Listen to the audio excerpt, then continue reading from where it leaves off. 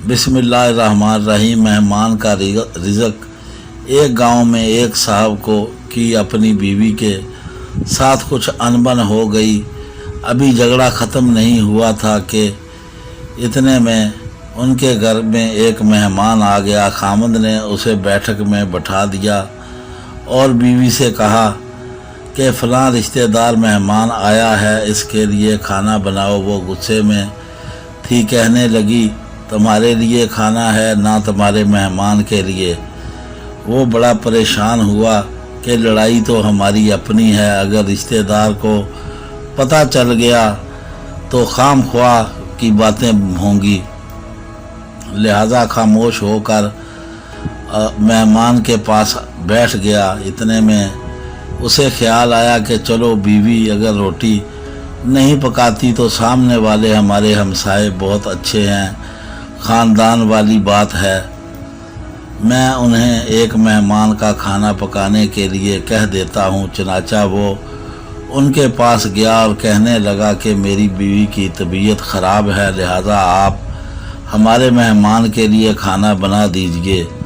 उन्होंने कहा बहुत अच्छा, जितने आदमी हैं का खाना कहीं बना देते हैं। वो मुतमिन होकर मेहमान के पास आकर बैठ गया कि मेहमान को कम से कम खाना तो मिल जाएगा, जिससे इज्जत भी बच जाएगी। थोड़ी देर के बाद मेहमान ने कहा ज़रा ठंडा पानी तो ला दीजिए। वो उठकर घड़े का ठंडा पानी लाता हूँ। अंदर गया तो देखा कि बीवी साहबा तो ज़ारो कतार रो रही है। वो बड़ा हैरान हुआ कि ये तो शेरनी और उसके आंसू। कहने लगा क्या बात है। उसने कहा पहले से ये भी ज़्यादा रोना शुरू कर दिया। कहने लगी बस मुझे माफ़ कर दें। वो भी समझ गया कि कोई वजह ज़रूर बनी है। उस बेचारे ने दिल में सोचा होगा कि मेरे भी वक्त जाग गए हैं। कहने लगा कि बताओ तो सही कि क्यों रो रही हो। उसने कहा कि पहले मुझे माफ़ कर दें, फिर मैं आपको बात सुनाऊंगी। खैर उसने कहा कि जो लड़ाई झगड़ा हुआ है मैंने वो दिल से निकाल दिया है और आपको माफ़ कर दिया है। कहने लगी कि जब आपने आकर मेहमान के बारे में बताया और मैंने कह दिया कि तुम्हारे लिए कुछ पकेगा ना मेहमान के लिए, चलो छुट्टी करो, तो आप चले गए।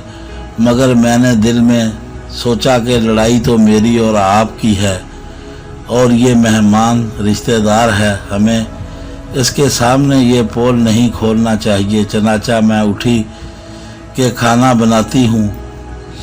जब मैं किचन बावर्ची खाने में गई तो मैंने देखा कि जिस बोरी में हमारा आटा पड़ा होता है, एक सफ़ेद रेश आदमी उस बोरी में से कुछ आटा निकाल रहा था।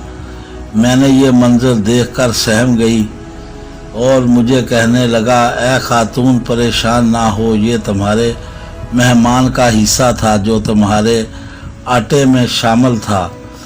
अब चूँकि ये हमसाए के घर में पकना है, इसलिए वही आटा लेने के लिए आया हूँ।